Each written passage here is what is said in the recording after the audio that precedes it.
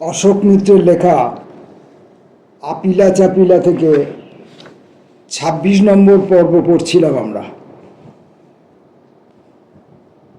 নতুন সরকার গঠিত হয়েছে, তারপর সেই সরকারের কাজকর্ম, তার মন্ত্রীদের আচার আচরণ, আমলাদের আচার আচরণ, অফিস করণিকদের কাজকর্ম, মুখ্যত মুখ্যমন্ত্রী জ্যোতি বসুর ব্যক্তিত্বের উপর একটা ইতিবাচক আলোচনা এবং সেই সময়ে বিদ্যুৎ সমস্যা নিয়ে, লোডশেডিং নিয়ে, একটা বিদ্যুতের অনটন নিয়ে একটা আলোচনা এবং তার মোকাবিলা করার যে চেষ্টা করা হয়েছিল সেই সম্পর্কে বিবরণ লিপিবদ্ধ করছিলেন অশোক মিত্র। আমরা বাকি অংশটুকু পড়ব। ফের পিছিয়ে যাই। ৭৭ সালের বাজেট পেশ করা হলো।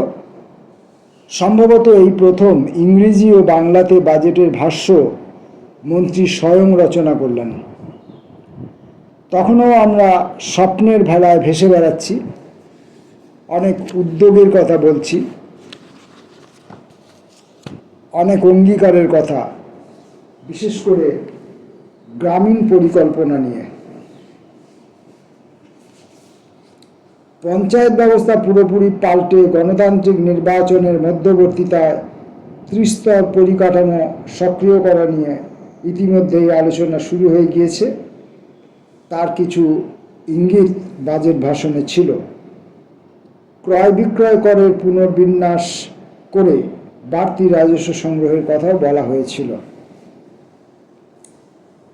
বাজেটের একটি প্রস্তাব নিয়ে কলকাতার চলচ্চিত্র পরিচালকদের একমহল আমার উপর বিশেষ কুপিত হয়েছিলেন।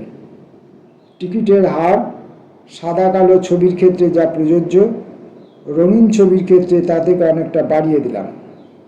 আমার যুক্তি ছিল, সাদা কালো ছবি প্রধানত মফস্বলে, গ্রামাঞ্চলে প্রদর্শিত হয়, সেখানে প্রমোদ করের বোঝা বাড়ানো অনুচিত। কিন্তু শহরের উচ্চবিত্ত মধ্যবিত্ত মানুষ হলিউডের বা মুম্বাই মাদ্রাজের নর্তন কীর্তন সম্পৃক্ত রঙিন ছবি দেখছেন, তাদের উপর কেন একটি বেসুভার চাপাবো না? যে পরিচালকরা আপত্তি করেছিলেন তাদের আশঙ্কা, তারা সদ্য রঙিন ছবি তৈরির কাজে হাত লাগিয়েছেন, টিকিটের দাম চড়া হলে লোকেরা দেখতে আসবে না। সেই যুক্তি মানতে পারিনি। তবে তাদের মান ভাঙাবার জন্য প্রতিশ্রুতি দিয়েছিলাম, রাজ্য সরকারের পক্ষ থেকে রঙিন ফিল্ম কলকাতাতেই যাতে দ্রুত পরিস্ফুটন সম্ভব হয়, সেই উদ্দেশ্যে একটি অত্যাধুনিক রাসায়নিক কারখানা সরকারি ব্যয়ে প্রস্তুত করে দেওয়া হবে। এই ঝামেলার সময় দল এবং চলচ্চিত্র কলাকুশলী কর্মীদের কাছ থেকে প্রচুর সাহায্য পেয়েছিলাম। বাজেটের ব্যাপারে অন্য একটি সমস্যাও মাঝে মাঝে দেখা দিত। বাজেট পাশের আগে কর আরোপের ক্ষেত্রে গোপনীয়তা অবশ্য পালনীয়। সুতরাং অর্থমন্ত্রী হিসাবে আমার যা যা বলার অথবা পরামর্শ উপদেশ নেওয়ার জ্যোতিবাবুকেই শুধু বলতাম, তার কাছ থেকেই নিতাম। বিভাগীয় মন্ত্রীরা একটু ব্যথিত হতেন হয়তো, কিন্তু উপায় ছিল না। 1978-79 সালের বাজেট বেকার ভাতা চালু করা হলো।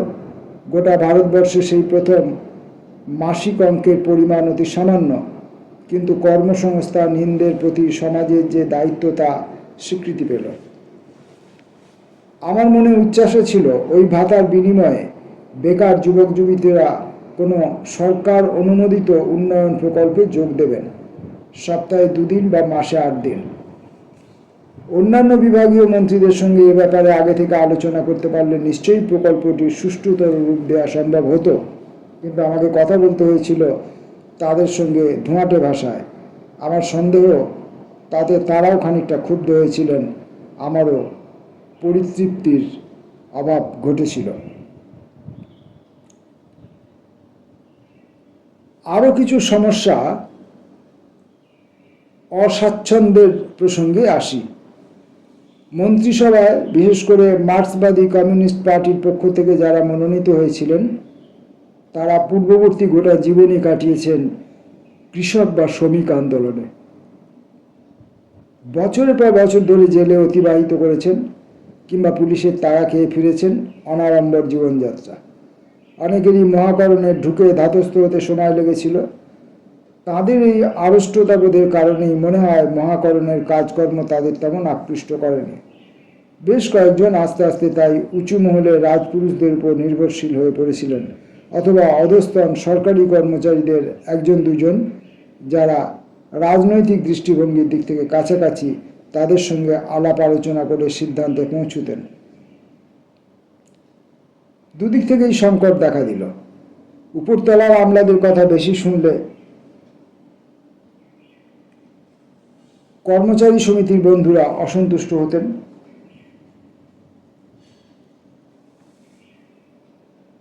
আর শেষোক্তদের অভিমতে সায় দিলে ফাইলে সই করলে উঁচুতলার আমলারা চড়তেন। অনেকের ক্ষেত্রেই তাই এমন হয়েছে, রাজনৈতিক হিসাবে চমৎকার শ্রমিক বা কৃষক নেতারূপে উজ্জ্বল স্বাক্ষর রেখেছেন, কিন্তু মন্ত্রী হিসাবে সামান্য অসফল। জ্যোতিবাবুর সঙ্গে এসব বিষয়ে বিশদ করে আলোচনার অসুবিধা ছিল। তিনি হয়তো শুনতেন, তবে বিস্তৃত আলোচনায় যেতে চাইতেন না। তার কারণ বুঝতে পারি। যাদের সম্বন্ধে আমি খুব সাবধানে ঘুরিয়ে ফিরিয়ে উক্তি করছি তারা রাজনীতির বিচারে গুরুত্বপূর্ণ ব্যক্তিত্ব। বরঞ্চ আলিমুদ্দিন স্ট্রিটে গিয়ে প্রমোদবাবুর সঙ্গে অনেক বেশি খোলামেলা আলোচনার সুযোগ থাকত। প্রমোদবাবু কোনোদিন মহাকরণের চৌঘর দিতে পা রাখেননি, অথচ প্রশাসনিক সমস্যাগুলি জট ধরতে পারতেন। ঠোঁটকাটা মানুষ, যে কোনো মন্ত্রীকে ডেকে তার বিভাগের কাজকর্ম নিয়ে সমালোচনামুখর হতে দ্বিধা করতেন না। প্রয়োজন মনে করলে আমাকেও ঝাড়তেন। একমাত্র জ্যোতিবাবুর সঙ্গে কিছু কিছু ব্যাপারে খোলাখুলি কথা বলতে প্রমোদবাবুরও আমার সন্দেহ সামান্য জড়তা ছিল। মনে প্রশ্ন থাকলেও কোনো তৃতীয় ব্যক্তির উপস্থিতি ছাড়া রাজ্য প্রশাসনের খুঁটিটাটি নিয়ে জ্যোতিবাবুর সঙ্গে আগ বাড়িয়ে কথা বলতেন না। দলের রাজ্য প্রশাসক মণ্ডলীর বৈঠকের জন্য অপেক্ষা করতেন। মুখ্যমন্ত্রীর মূল্যবান সময় আমার বিবেচনায় নানা অকাজে ব্যয়িত হচ্ছে। তিনি যে কোনো সুবিধাবাদী মানুষের আহ্বানে সাড়া দিয়ে আজে বাজে জায়গায় যাচ্ছেন, অথচ প্রায়ই অনেক জরুরি ব্যাপারে তার সঙ্গে আলোচনা করার সময় আমরা পাচ্ছি না। এই সমস্ত সমস্যায় ভাবিত হয়ে একবার প্রমোদবাবুকে একগুচ্ছ প্রস্তাব দিয়েছিলাম, কি করে মুখ্যমন্ত্রীর দপ্তরে আরও কিছু শৃঙ্খলা প্রবর্তন করা যায়। কোনো এক বিশেষ শরিকি মন্ত্রীর অত্যাচার থেকে জ্যোতিবাবুকে কি করে পরিত্রাণ দেওয়া যায়, কি করে উন্নয়নের কাজে জোয়ার আনা সম্ভব, কোনো কোনো প্রকরণের সাহায্যে অন্তর্বিভাগীয় সংযোগ নিবিড়তর করা চলে। প্রমোদবাবু আমার সঙ্গে দ্বিমত হলেন না, কিন্তু বেড়ালের গলায় ঘণ্টা বাঁধবার জন্য উল্টে আমাকেই অনুরোধ করলেন। ইঙ্গিতটি ধরে ফেলে আমিও পিছিয়ে এলাম। স্নেহাংশু আচার্য প্রমোদবাবু ও জ্যোতিবাবুর সমান কাছাকাছি ছিলেন। জ্যোতিবাবুর কাছে কোনো স্পর্শকাতর ব্যাপারে কথা পারতে হলে প্রমোদবাবু কখনো কখনো স্নেহাংশুবাবুকে দূত হিসেবে ব্যবহার করতেন, অন্তত সেরকমই আমার অনুমান। অবিভক্ত পার্টিতে জ্যোতিবাবু স্বয়ং বেশ কয়েক বছর রাজ্য সম্পাদক ছিলেন, কিন্তু পার্টি বিভক্ত হওয়ার পর দলের আয়তন ও সাংগঠনিক চরিত্র অনেক পাল্টেছে। জেলায় জেলায় নতুন কর্মীরা এসেছে, দলের গুণগত পরিবর্তন ঘটেছে। যে কারণেই হোক, জ্যোতিবাবুর সঙ্গে দলের অন্যান্য নেতা ও কর্মীদের বরাবরই যথেষ্ট সামাজিক দূরত্ব প্রমোদবাবুর ক্ষেত্রে সম্পূর্ণ অনুপস্থিত। প্রমোদবাবু হাজার হাজার দলের কর্মীদের আক্ষরিক অর্থেই চিনতেন। প্রত্যন্ত জেলার অখ্যাত গ্রামের সাধারণ স্তরের কর্মীদেরও তাদের ব্যক্তিগত সাংসারিক সমস্যার খবরাখবর রাখতেন, মুখগুলি চিনতেন, নামগুলি জানতেন। জ্যোতিবাবু এ ব্যাপারে অদক্ষতা পার্টির মধ্যে কারো কাছে অজানা নয়। পুরনো দিনের কমরেডদের সঙ্গে চমৎকার আদান প্রদান, অথচ নতুন প্রজন্মের অনেককেই তাঁর অপরিচিত। একদিন বিধানসভায় তার পাশে বসে আছি, কক্ষের অন্য প্রান্ত থেকে একজন সদস্য বিতর্কে যোগ দিয়ে বক্তব্য রাখছেন। হঠাৎ আমার দিকে তাকিয়ে জ্যোতিবাবুর প্রশ্ন, যিনি বক্তৃতা দিচ্ছেন তিনি কোন দলের? কুণ্ঠায় জড়সড় হয়ে জানাতে হলো যিনি বলছেন তিনি তাঁরই দলের বিধায়ক, তাঁর কমরেড। বিস্ময় বোধ করতাম অন্য একটি তথ্য আবিষ্কার করে। খুব গোছানো মানুষ জ্যোতিবাবু। গ্রামে শহরে সভা সমিতিতেই হোক বা বিধানসভার অভ্যন্তরে মুখ্যমন্ত্রীর ভাষণই হোক, প্রতিটি বক্তৃতার জন্য তিনি 1, 2, 3 করে বক্তব্য বিষয়ের কালানুক্রমিক সাংকেতিক সারসংক্ষেপ লিপিবদ্ধ করে নিতেন, যাতে কোনো জরুরি কথা বলবার সময় ভুলে না যান।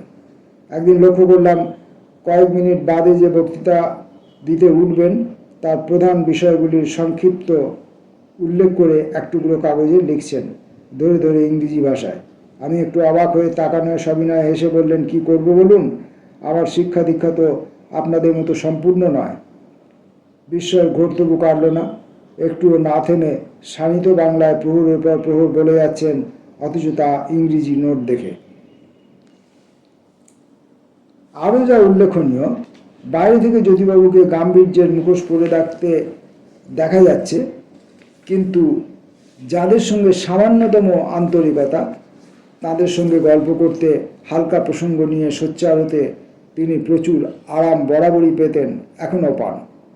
প্রত্যেকটি মানুষকে, সে মানুষের বাইরের আবরণ, আচ্ছাদন, আচরণ যাই হোক না কেন, তিনি সম্মান দিতে জানেন।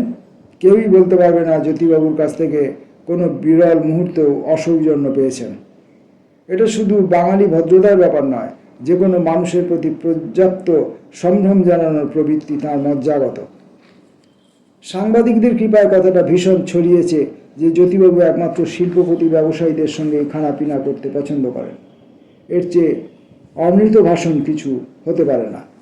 যারা এই ধরনের কথাবার্তা বলেন, জ্যোতিবাবুর সামগ্রিক জীবন প্রবাহের কোনো ধারণাই তাদের নেই। জ্যোতিবাবু সব ধরনের খাবার পছন্দ করেন, বিলিতি খানা থেকে শুরু করে সাদামাটা বাঙালি খাদ্য, এমনকি দরিদ্রতম শ্রমিক বা কৃষক পরিবারের জীর্ণ কুটিরে গিয়ে ডাল, নুন, কাঁচা লঙ্কা মাখা আকারা ভাতও।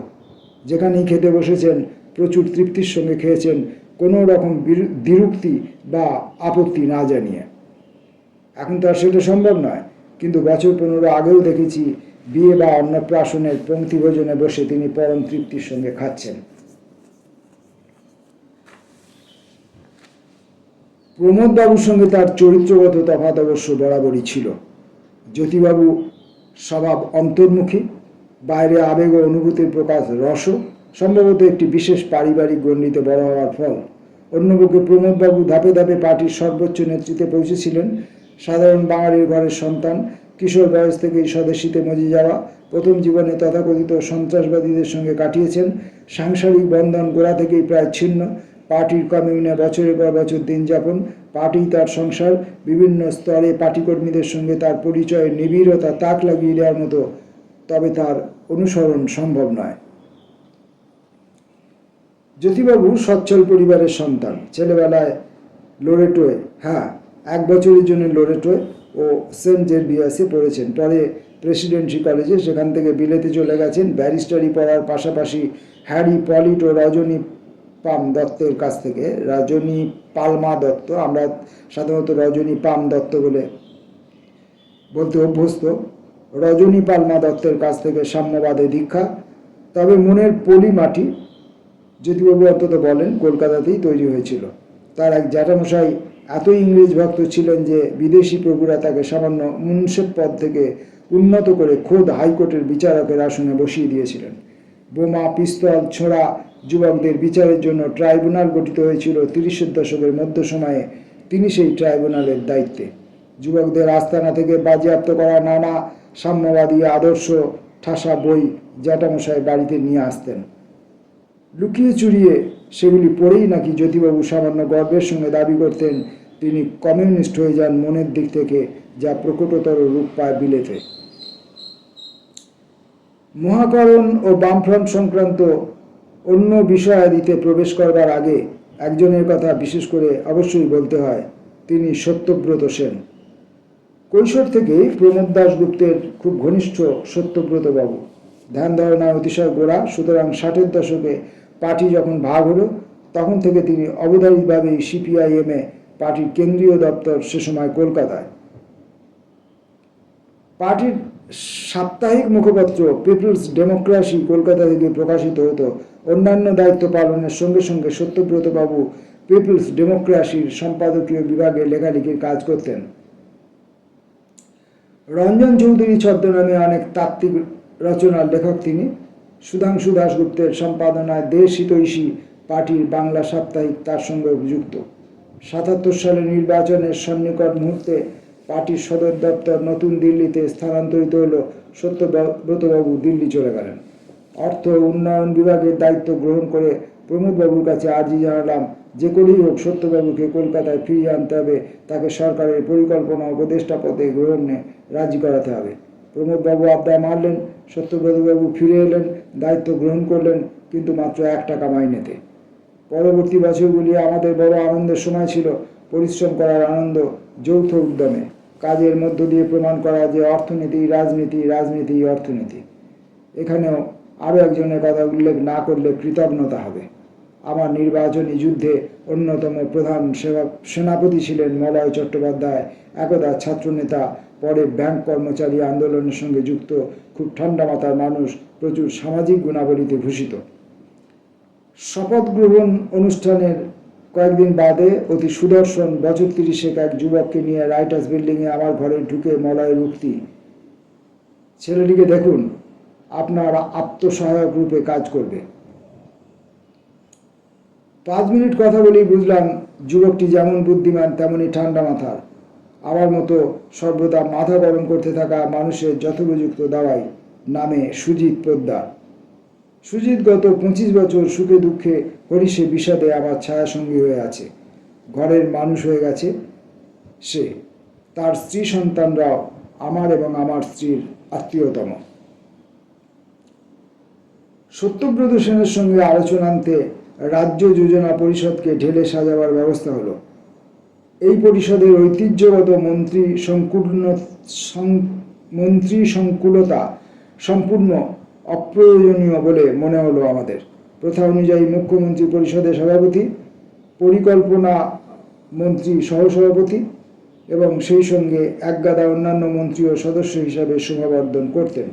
কিন্তু ওই পর্যন্তই। তাদের দিয়ে কাজের কাজ কিছুই হবার নয়। তারা বকবকম করেই দায়মুক্ত। পশ্চিমবাংলার এত সমস্যা, সেসব নিয়ে রাজ্য যোজনা পরিষদের তত্ত্বাবধানে প্রচুর চিন্তা সমৃদ্ধ গবেষণা জরুরি, যার ভিত্তিতে প্রকল্প রচনা প্রয়োজন, অনেক গভীরে যাওয়া প্রয়োজন। মন্ত্রী ভারী যোজনা পরিষদ দিয়ে তা সম্ভব নয়। সুতরাং কেজো বিশেষজ্ঞদের আহ্বান জানিয়ে পরিষদের সদস্য করা হলো। তাদের উপর রাজ্য যোজনার সামগ্রিক দায়িত্ব। মুখ্যমন্ত্রী সভাপতি রইলেন পরিষদের গুরুত্ব বোঝাবার জন্য। অন্য মন্ত্রীরা, পরিকল্পনা মন্ত্রী শুদ্ধ, সবাই বাদ।